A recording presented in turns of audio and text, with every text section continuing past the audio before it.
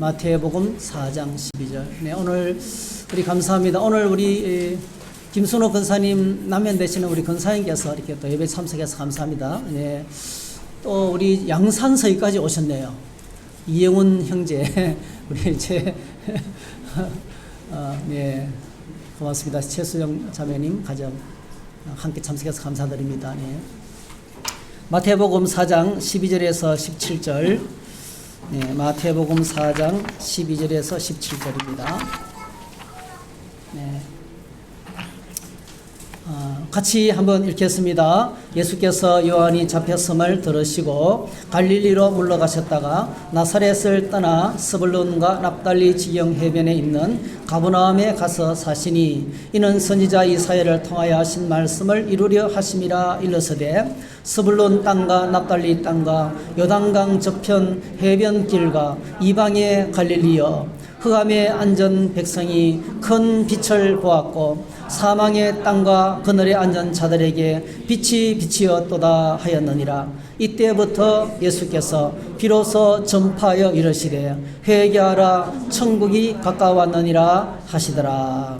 아멘. 오늘 이 말씀을 가지고 갈릴리 이런 제목으로 함께 말씀을 나누겠습니다. 설교 제목이 땅 이름이에요. 땅 이름인데 이 땅 이름 속에 갇혀 있는 의미를 함께 나누는 그런 시간을 가지도록 하겠습니다.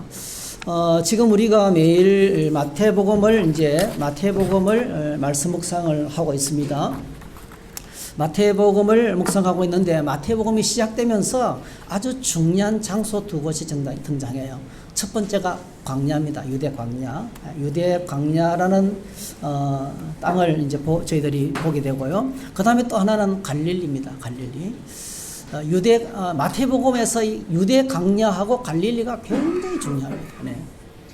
또 의미가 많이 담겨 있는 그런 땅입니다. 이 마태복음이 구약 성경하고 연결이 잘 됐다는 것이 바로 이 부분이에요. 민수기에서 우리가 민수기 10장 10절에서 이스라엘 백성들이 출애굽해서 석 달 동안 여행을 해서 호렙산에 도착하고 홍해를 건너고 광야를 지나서 호렙산에서 약 11개월 머물고 그러니까 출애굽한 지 벌써 1년이 지났어요. 그죠?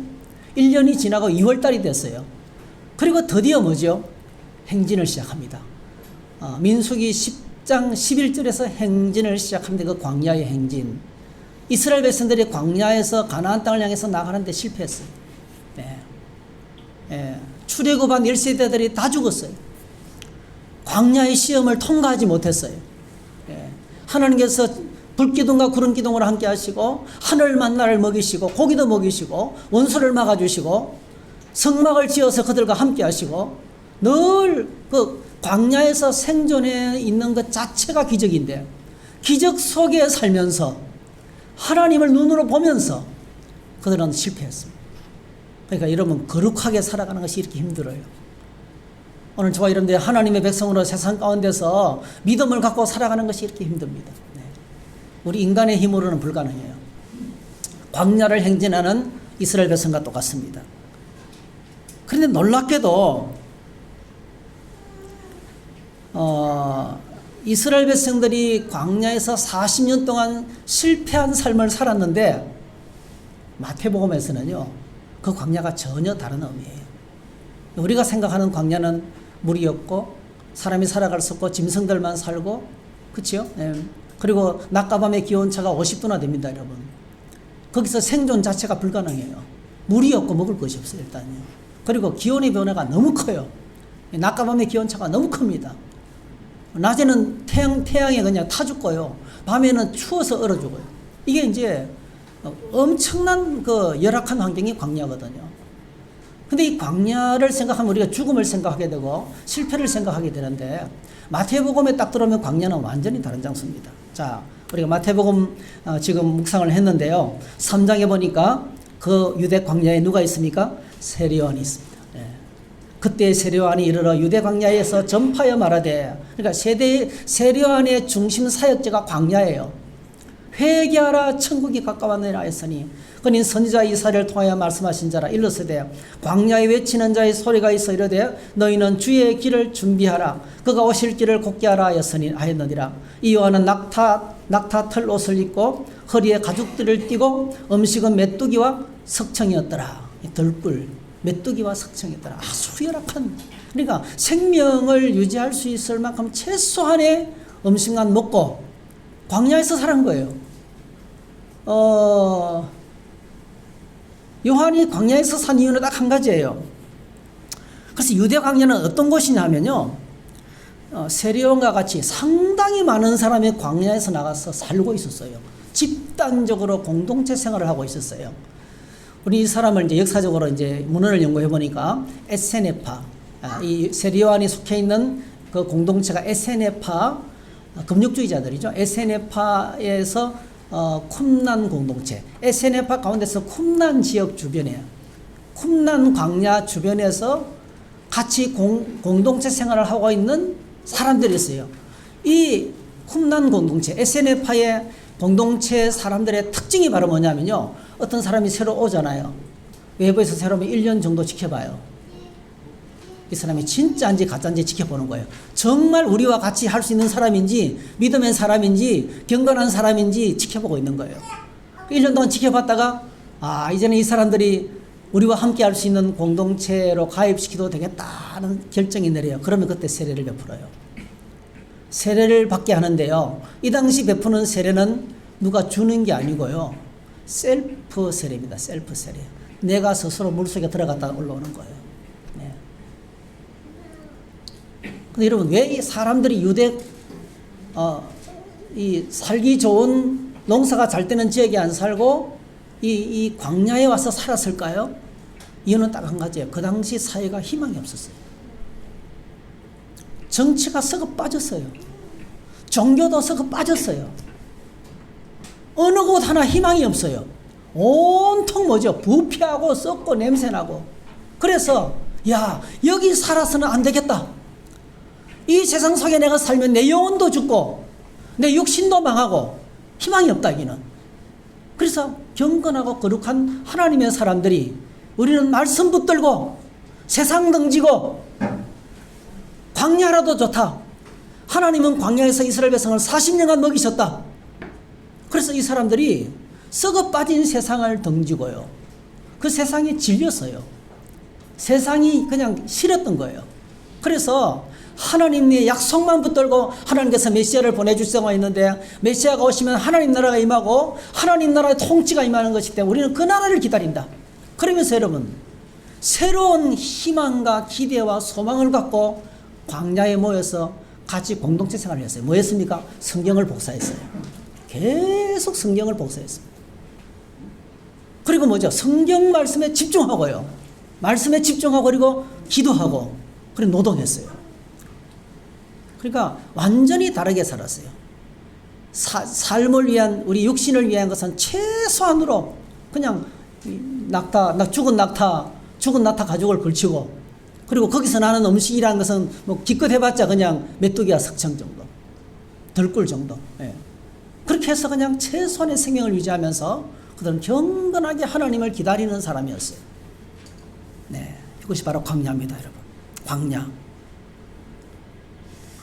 그래서 한 사람이 이 쿰난 공동체에 가입하면 자신의 죄를 자복하고 타락한 세상을 등지고 정심으로 하나님 앞에 회개하고 하나님의 거룩한 공동체로 가입하는 의식이 세례였습니다. 이것은 변방이었고 광야였지만요, 놀랍게도 광야는 거룩한 하나님 나라를 기다리면서 새로운 시대를 준비하는 경건한 하나님의 사람들이 모여 사는 거룩한 공간이었어요. 오늘날 교회가 이런 곳이 되어야 됩니다. 교회는 세상 따라가면 되지 않습니다. 교회는 세상 등지고 세상에서 희망함을 잃은 사람들이, 세상에서 소망 없는 사람들이 하나님 안에 말씀 안에 있는 소망을 붙들고, 하나님의 말씀 안에 있는 소망을 붙들고 하나님 나라를 기다리는 공동체가 교회입니다. 교회. 네. 그래서 의미가 전혀 다르죠. 광야 어떤 것입니까? 희망이 있는 곳, 소망이 있는 곳. 네. 세상에서는 소망을 가질 수 없지만 이곳에 가면 소망이 있는 거예요. 그래서 여러분, 어렵게 살면서도 이 사람들은 너무 사랑하고 평안했고 기쁨이 넘치고 감사가 넘쳤어요. 그 속에서 만족한 삶이 있었습니다. 그래서 우리가 주님 안에서 경건을 회복하면, 여러분 주님 안에서 참된 경건을 회복하면 초가집에 살면서도 행복할 수 있어요. 예. 초가집에 살면서도 기쁨의 은혜를 누릴 수 있어요. 만족한 삶을 살 수 있습니다. 드디어 때가 되자 예수님께서 세례요한을 찾아오셔서 세례를 받으십니다. 예수님께서 세례를 받으시는 현장을 성경은 이렇게 소개하고 있는데요. 유대 강야인데요. 이곳이 이제 요 사진이 있는 곳이 쿰란 공동체가 있는 그 지역의 사진이에요. 상당히 우리가 생각하는 광야하고 다르죠. 정말 무섭습니다. 이게 들어가서 길을 잘못 헤매면 그래서 많은 분들이 그래요. 이 광야 체험을 할 때, 사막 체험을 하면서 조금만 떨어져서 혼자 떨어지는 순간에 있잖아요. 길을 잃어버린대요. 혼자서는 살아남을 수 없는 곳이 광야예요. 이곳에서 그들이 살았습니다. 자, 예수님께서 이 광야에서 세례요한이 사역을 하고 있었는데, 이 세례요한에게 찾아와서 세례를 받는 장면을 성경은 이렇게 소개하고 있습니다. 한번 같이 읽어볼까요? 시작. 예수께서 세례를 받으시고 곧 물에서 올라오실새 하늘이 열리고 하나님의 성령이 비둘기같이 내려 자기 위에 임하심을 보시더니 하늘로부터 소리가 있어 말씀하시되 이는 내 사랑하는 아들이요 내 기뻐하는 자라 하시니라 했어요. 자, 하늘이 열렸습니다. 할렐루야. 오늘 저와 여러분들이 기도하고 주님 앞에 무릎 꿇을 때에 하늘이 열리기를 축복합니다. 네, 닫혔던 하늘이 열린 거예요. 드디어 하나님께서 말씀하기 시작하신 거예요. 드디어 안 들려오던 말씀이 들려오기 시작하는 거예요. 네. 하늘이 열리고 그 다음에 성령이 비둘기 같은 모양으로 예수님께 임했습니다. 성령께서 예수님에게 기름 부으셨어요. 성령으로 충만하게 임재하셨어요. 네. 이 비둘기 같은 모양으로 성령이 임재하셨다는 것은 딱 한 가지 사실을, 여러 가지 의미가 있지만 그 중에 하나가요. 이제는 하나님이 약속하신 메시아가 이 땅에 와서 활동하기 시작하셨다는 사인이에요, 이게요. 여러분, 누가복음 4장 18절에 예수님이 들고 읽었던 이사야에서 있는 말씀이죠. 이사야서 62장 말씀인가요? 이사야서 말씀을 예수님이 첫 번째서는 그 회당에 들어가서 들고 읽으셨던 말씀이 바로 이 말씀이에요. 누가복음 4장 18절. 주의 성령이 내게 임하였으니 이는 가난한 자에게 복음을 전하게 하시려고 내게 기름을 부으시고, 주의 성령이 내게 임하셔서 기름 부으신 사건이라는 거예요. 그래서 어떤 일을 합니까? 포로된 자에게 자유를, 눈먼 자에게 다시 보게 하며 눌린 자를 자유롭게, 이게 바로 뭐죠? 포로된 자, 눌린 자, 갇힌 자를 자유케 하는, 이 해방시키는 사역이 메시아의 사역이거든요. 왕이 오시면, 하나님 나라의 왕 되시는 메시아가 오시면 그 백성들을 모든 멍에와 결박에서 자유케 한다는 거예요. 예수님의 이름으로 저와 여러분의 삶을 묶고 있는 모든 결박들이 풀어지기를 축복합니다. 이게 복음이에요. 묶여있던 자가 자유케 됩니다, 여러분. 사도행전 10장 38절. 하나님이 나사렛 예수에게 성령과 능력으로 기름 붓듯 하셨음에 그가 돌아다니시면서 선한 일을 행하시고 마귀에게 눌린 모든 사람을 고치셔서 이는 하나님이 함께 하십니다. 그러니까 성령으로 기름 부음 받았다는 것은 무슨 사인이에요? 메시아로서 사역을 시작했다는 거예요.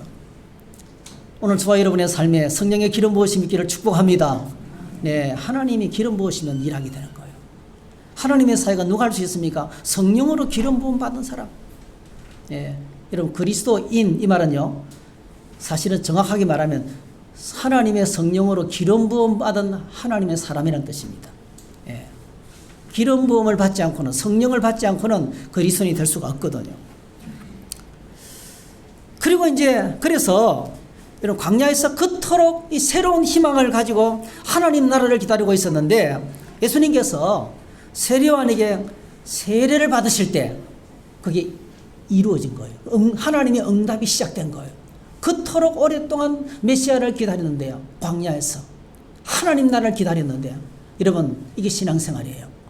신앙생활은요, 말씀 붙들고 하나님의 약속을 붙들고 기도하며 기다리는 거예요.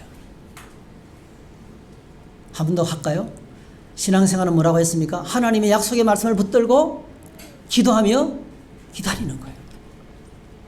여러분, 말씀 붙들고 있습니까? 날마다 하나님 말씀 가까이 하고 계십니까? 기도하는 삶이 있습니까? 그리고 인내하며 기다립니까? 그게 신앙생활이에요. 주님 오실 때까지 다시 기다리는 거예요. 이게. 하나님 나라가 임할 때까지 기다리는 거예요. 근데 기다리는 자에게 이런 오래 가지 않았어요. 이들에게 하나님께서 주님이 지금 나타나셔서 내가 너희들이 그토록 오랫동안 기다리던 하나님이 약속하신 메시아다라는 사인을 보여주면서 지금 나타나신 거예요. 그래서 여러분 세리요한도 예수님도 이 땅에 오셔서 맺히신 메시지는 첫 메시지는 똑같아요. 한번 따라합시다. 회개하라. 하나님 나라가 가까이 왔다. 예. 그러면 하나님 나라가 이제 임했다는 거예요. 어떻게 임합니까?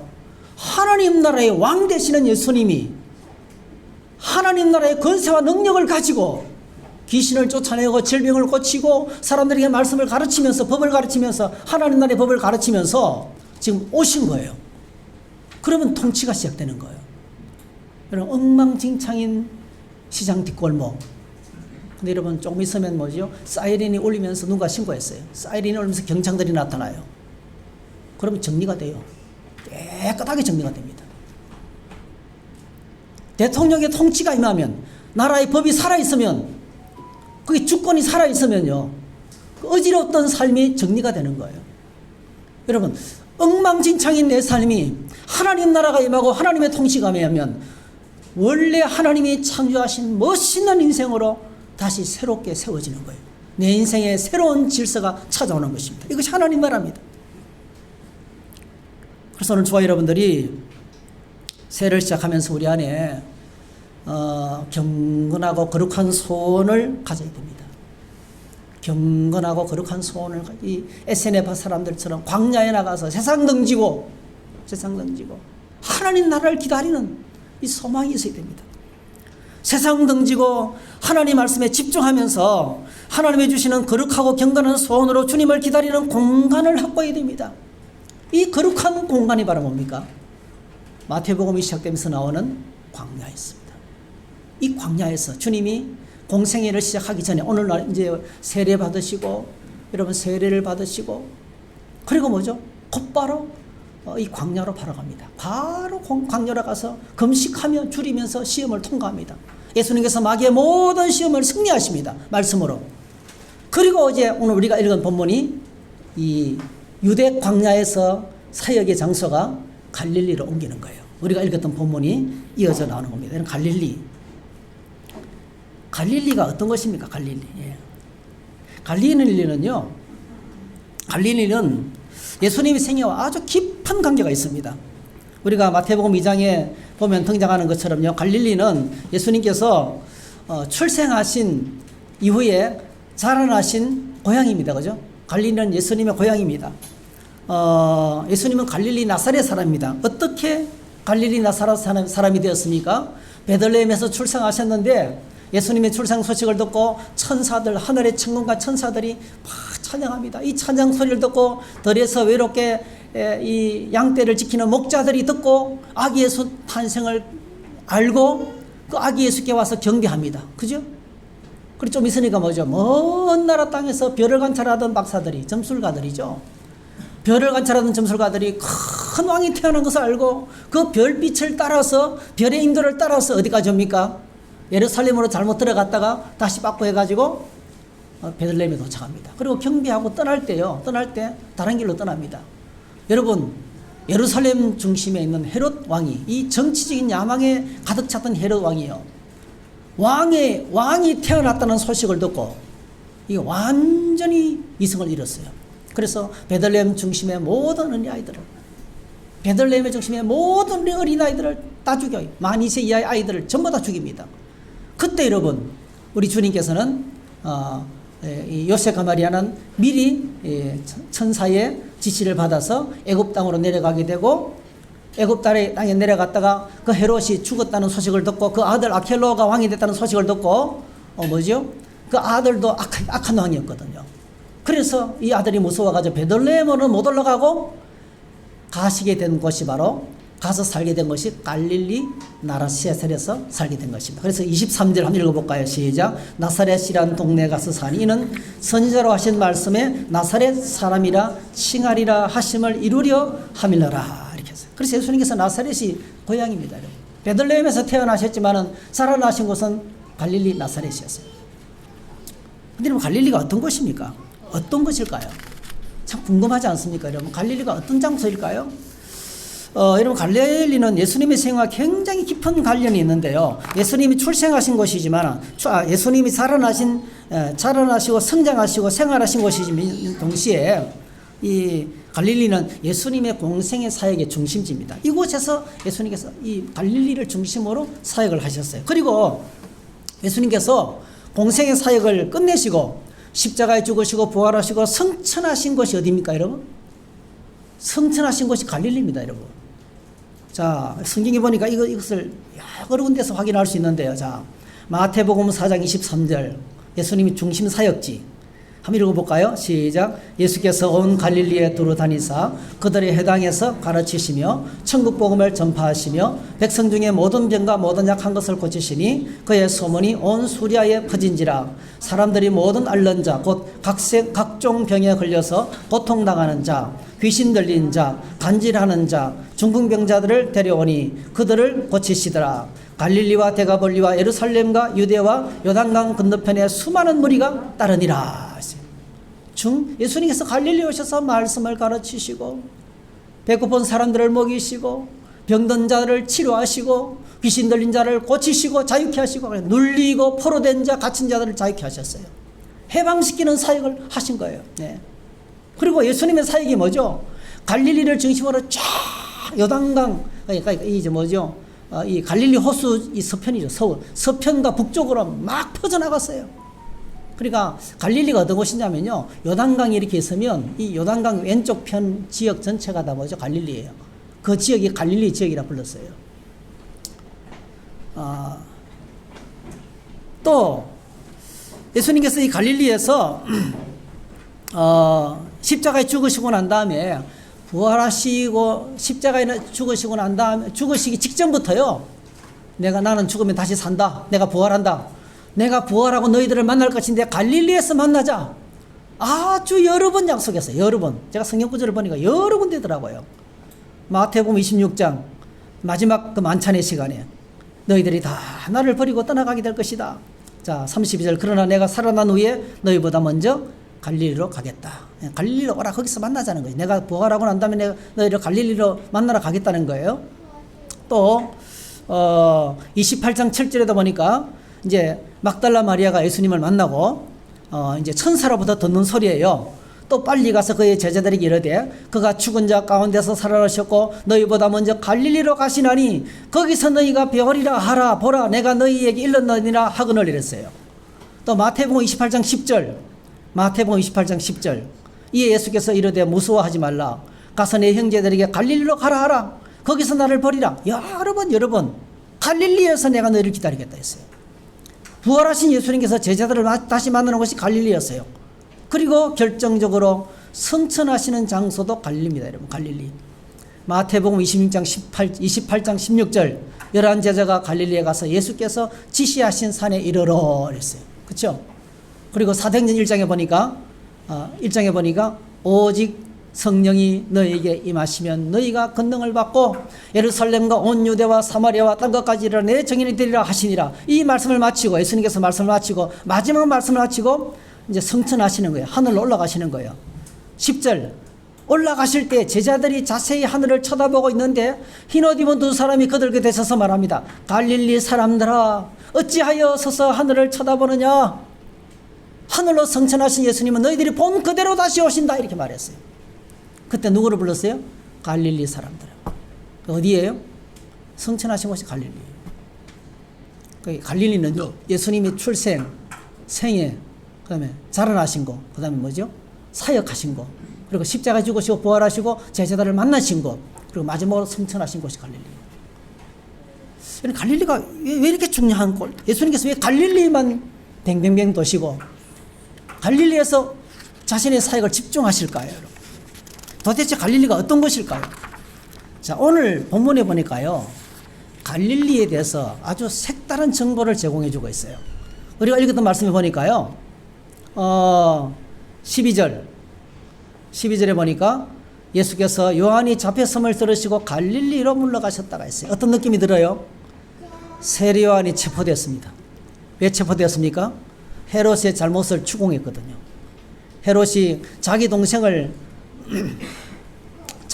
와이프를 데려왔어요. 자기 동생의 세계적인 스캔들이죠.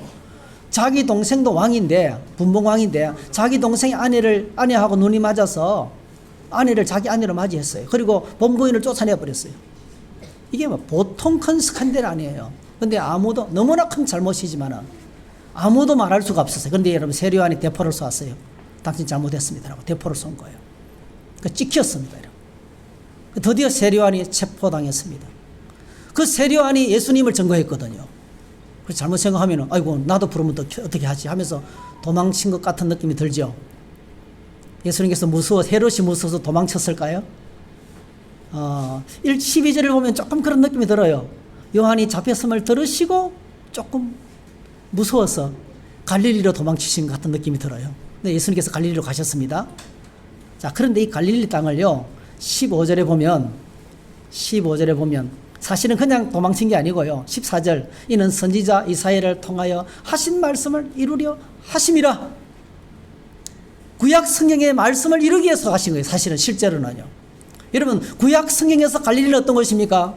한번 따라합시다. 하나님이 약속하신 약속의 땅이에요. 하나님께서 오래전에 약속하신 약속의 땅이에요. 그러니까 예수님은 말씀을 이루기 위해서 가신 거예요, 사실은. 그런데 여러분, 15절에 보니까요, 놀랍게도 갈릴리 앞에 다른 말이 붙어 있어요. 뭐라고 부릅니까? 이방의 갈릴리요. 갈릴리가 이방이에요, 이방. 갈릴리가 이스라엘 아니고 이방이라는 거예요. 이방의 갈릴리요. 이 말은 갈릴리는 이방이라는 뜻이에요. 이게 아주 중요한 의미입니다, 여러분.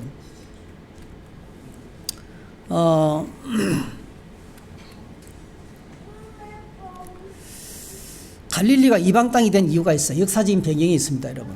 열왕기상 9장을 보면 다윗의 아들 솔로몬이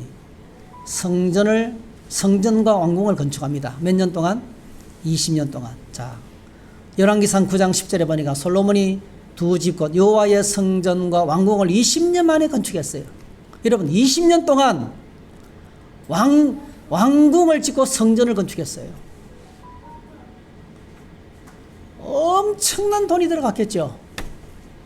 지금 여당 대표 이 씨가 성남 대장동하고 또 이쪽 지역에 공원을 만들기 위해서 공원에 들어가는 비용을 충당하기 위해서 대장동에 수익을 남겨서 이렇게 하면서 거기서 문제가 꼬이기 시작했잖아요. 꼬이기 시작했다고 지금 이야기가 뜨잖아요. 여러분, 어느 한 지역을 개발하고 새롭게 공원을 만드는데도요, 천문학적인 숫자가 들어가요. 4천억 원이 넘게 들어가는 거예요. 예. 천문학적인 숫자의 돈을 어떻게 조달할 것인가. 그래서 이쪽에 이익을 많이 남겨서 커미션을 주고 많이 남겨가지고 이쪽에 보태려고 했던 거예요. 그러면서 문제가 터진 거예요. 이렇게요. 지금 검찰 수사를 받고 있는 거예요. 근데 이런 솔로몬은요, 그 비교가 안 돼요. 왕궁과 성전을 20년 동안 건축했어요. 얼마나 많은 인력이 동원됐을까요? 얼마나 많은 재료가 들어갔겠어요? 천문학적인 20년 동안 끝없이 체육으로 지었어요. 천문학적인 돈이 들어갔을 거예요. 이거 어떻게 감당해요? 첫 번째로는 아버지 다윗이요, 너무 좋았어요. 아버지가 엄청난 은금을 그에게 물려줬어요. 예, 이미 하나님의 성전을 짓기 위해서 다윗이 평생을 주변을 쳐서 이긴 모든 재물들을 다 헌금했던 거예요. 아버지가 다 헌금을 했던 거예요. 참 멋있는 아버지예요. 예. 그래도 모자라죠. 그래서 오늘 여기 보시면 이 이야기를 이야기하고 있는 거예요. 11절에 보니까 거기에 필요한 백향목과 잣나무와 금 누가 제공했습니까? 아버지 다윗과 아주 좋은 관계에 있었던 두로왕 히람이 제공했던 거예요. 자, 이 제공을 하고 여러분 중요한 진리가 하나 있는데 한번 따라합시다. 세상에는 공짜가 없다. 예, 세상에 공짜가 없거든요. 값을 지불해야 될 거 아니에요. 그래서 이 솔로몬이 히람이 자기에게 제공했던 엄청난 백향목과 잣나무와 이 건축 자재와 그다음에 기술자들과 노동자들의 임금값을요, 12절에 보니까 11절에 보니까 뭘 줍니까? 갈릴리 땅에 성읍 20곳을 20개의 성읍을 히람에게 주는 거예요. 그래서 갈릴리 땅이 누구의 것이 되고 말았습니까? 이스라엘 땅이 아니고 히람 왕의 땅이 된 거예요. 그런데 히람이 딱 와서 보니까요, 12절 히람이 들어와서 솔로몬이 자기의 준 땅 딱 보니까 뭐예요? 이게 마음에 안 드네. 너무 형편없는 뭐 이런 땅을 다 주냐. 이런 솔로몬이 히람에게 땅을 줄 때 쓸만하고 좋은 땅을 주겠어요? 진짜 사람 살기가 척박한 땅. 그럼 지도를 보면 온통 산이에요. 온통 산입니다, 여러분. 제대로 된 땅이 별로 없어요. 그래서 히람이 이걸 보고요, 이 땅 이름을 새로 짓습니다. 13절에 자기에게 준 성읍들을 보고 눈에 들지 아니하 이르기를 내 형제여 내게 준 이 성읍들이 이러한가 하고 뭐 이 땅을 주느냐 이러면서 이름을 짓는데 그 이름을 가불 땅에서 가불 땅. 가불 무슨 뜻일까요? 네, 월급을 미리 받아내는 게 가불이라 그러죠. 그 가불이 아니고요. 이거는 그냥 이 말 자체는 황폐한 땅, 몹쓸 땅 이런 뜻입니다. 그래서 우리가 갈릴리가 어떤 것인지 알 수 있겠죠. 여러분, 광야 옆에 붙어 있는 땅이에요. 예? 여기서 광야가 시작되는 거예요. 그러니까 거의 광야나 비스무리해요. 예. 광야와 비스무리한 땅. 여기도 뭐죠? 희망 없는 땅이에요. 여기는요, 중앙 권력자들이 별로 이렇게 관심을 안 가지는 곳이에요. 그냥 외진 곳, 변방 이런 곳입니다. 외진 곳, 변방. 외적들이 쳐들어오면 제일 먼저 설거지가 나가는 곳. 제대로 된 변변한 성도 없고 성읍도 없고 이런 사람 보호받지 못하는, 사람 구실하지 못하는 사회에서 소외된 사람들이 살아가는 희망이 없는 땅, 희망이 없이 버려진 땅, 이게 갈릴리였어요. 그런데 놀랍게도 하나님께서 구약 성경에 약속하신 메시아를 보내면서 어디를 보냈습니까, 여러분? 유대 광야로 보냈습니다. 유대 광야로 보냈습니다. 그리고 뭐죠? 갈릴리로 보냈습니다. 그 땅에 메시아가 찾아온 거예요. 그 땅에 하나님 나라 백성들을 불쌍히 계셔서 고통하고, 그래서 여러분 갈릴리 땅은 어떤 것이냐면요, 오늘 성경에 정확하게 그 설명을 잘 설명해 주고 있어요. 16절에 이곳이 바로 갈릴리입니다. 흑암의 안전 백성, 사망의 땅과 그늘의 안전 자들, 날마다 한숨 쉬면서 절망하며 살아가는, 고통당하는 하나님의 백성들이 있는 곳, 그 땅에 바로 뭐죠? 그 땅이 바로 갈릴리 땅인 거예요. 근데 그곳에 누가 나타나셨어요? 태양 되시는, 의로운 태양 되시는 예수 그리스도께서, 메시아가 오셔서 그 백성을 돌보시기 시작하셨어요. 그 백성을 거두기 시작하셨어요. 그 백성들을 구원하시기 시작하셨어요. 그 백성들을 해방시키기 시작하셨어요. 모든 질병을 치료하기 시작하셨어요. 인생의 무거운 짐을 해결해 주기 시작하셨어요. 소망 없는 땅에 사는 하나님의 백성들을 하나님께서 만지시기 시작하셨어요. 그래서 여러분, 마태복음 5장에서 예수님께서 산 위에 올라가서 앉아서 백성들을 가르치면서 선포합니다. 심령이 가난한 자는 복이 있나니 천국이 저희 것이며. 할렐루야. 그래서 이 고통당한, 심령이 가난하고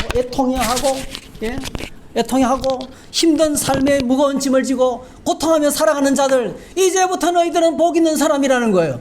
왜 그렇습니까? 메시아 되시는 하나님 나라의 왕이 그들을 찾아오셔서 그들과 함께 하시기 때문에 그렇습니다. 사랑하는 성도 여러분, 오늘 저와 여러분들은 이제 1월달을 마지막으로 보내는 주일을 맞이하고 있습니다.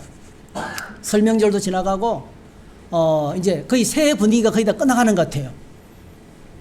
우리 앞에 펼쳐지는 세상이 어떤 것입니까? 우리 앞에 펼쳐진 세상, 광야 같아요. 광야. 버려진 땅 갈릴리와 같아요. 네. 근데 여러분, 중요한 것은 이곳이 약속의 말씀을 붙들고 예배의 자리를 찾고, 약속의 말씀을 붙들고 기도의 자리를 찾고, 하나님의 약속의 말씀을 붙들고 묵상하고 말씀 보좌 앞에 나아가면 그 땅이 바로 뭐죠? 새로운 희망이 시작되는 유대 광야가 되고요, 메시아가 임하셔서 함께 하시는 푸른 갈릴리가 되고요, 그 땅에서 뭐죠? 하나님 나라 진리가 선포되고 천국 복이 선포되고 그 땅에서 수많은 심령들이 구원받고 하나님 나라가 확장되고 세워져가는 희망의 땅이 된다는 거예요. 할렐루야. 오늘 저와 여러분들이 어디서 희망을 찾습니까? 우리 주변을 둘러보십시오. 정치, 경제, 우리 가족들 상황들, 직장 생활, 그게 희망이 가득합니까, 여러분? 거기 희망이 보인다면요, 마귀가 보여주는 헛된 희망입니다. 마귀가 높은 곳에 예수님을 데려가 가지고 천하만국을 보이면서 이 영광을 내가 너에게 주겠다고 속이는 속삭임이에요. 여러분, 이 세상 한가운데는 희망이 없습니다. 우리가 사는 삶의 자리는 희망이 없습니다. 인간적인 곳에는 희망이 없습니다. 날마다 우리 마음이 무너지는 거예요. 근데 여러분, 오늘 저와 여러분들이 예수 그리스도 안에서 말씀의 보좌 앞에 나가고 예배의 자리를 회복하고 기도를 회복하고 하나님 나라를 기다리고 인내하면서 하나님을 구할 때 하나님 반드시 약속하신 대로 메시아를 보내주실 줄로 믿습니다.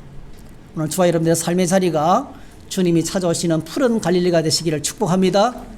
할렐루야. 예, 주님이 함께 하시는 갈릴리, 그 땅을 우리가 함께 만들어 가야 됩니다. 셀가정 모임도 그렇고 주일학교도 그렇고 우리 교회 상황도 그렇고 겉으로 보기에는 유대 광야 같아요. 예, 겉으로 보기에는 갈릴리 같아요. 그런데 여러분, 그곳에 놀랍게도 하나님의 사람들을 찾아오는 메시아 되시는 예수 그리스도가 계시다는 거예요.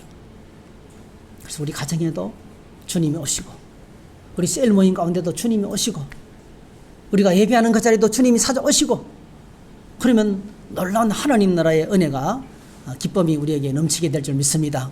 그런 은혜를 누리는 저와 여러분 다 되시기를 주의 이름으로 축복합니다. 할렐루야. 네.